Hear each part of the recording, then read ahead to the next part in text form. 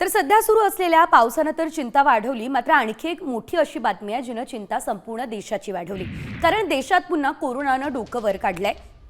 आत्तापर्यंत 12 जणांचा मृत्यू झालेला आहे। यापैकी महाराष्ट्रात 5 जणांचा मृत्यू झालाय। महाराष्ट्रात देखील कोरोना रुग्णसंख्येमध्ये झपाट्यानं वाढ होत असल्याचं देखील आपल्याला पाहायला मिळतंय। देशात सध्या कोरोनाचे 1107 रुग्ण आहेत, तर राज्यात 435 सक्रिय रुग्ण आहेत। कोरोनाचे रुग्ण दिवसेंदिवस वाढत चाललेले आहेत आणि त्यामुळे नागरिकांनी काळजी घ्यावी असं आवाहन देखील या दरम्यान करण्यात आलेलं आहे।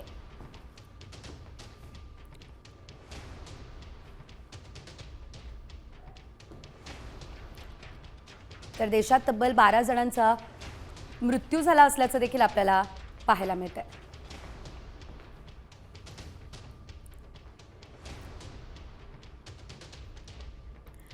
तर अनेक ठिकाणी कोरोनामुळे मृत्यू सुद्धा झालेला आहे। कुठे नेमकी काय आकडेवारी आहे आपण जाणून घेणार आहोत ग्राफिक्सच्या माध्यमातून।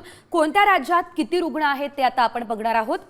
तर आपण पाहतोय महाराष्ट्रामध्ये 435, केरळमध्ये 430, दिल्लीमध्ये 104, तर गुजरातमध्ये 83 रुग्ण असल्याचं देखील आपल्याला पाहायला मिळतंय। आपण पाहतोय ग्राफिक्सच्या माध्यमातून कोणत्या राज्यामध्ये किती रुग्ण आहे। महाराष्ट्रामध्ये आकडेवारी सर्वात जास्त आहे आणि त्यामुळे चिंता निश्चितच वाढली असल्याचं आपण पाहतोय। तब्बल 435 रुग्ण हे महाराष्ट्रामध्ये आपल्याला पाहायला मिळत आहे आणि यामध्ये काही जणांचा मृत्यू सुद्धा झालेला आहे। त्यामुळे आता आरोग्य प्रशासन देखील सतर्क झालेलं आहे।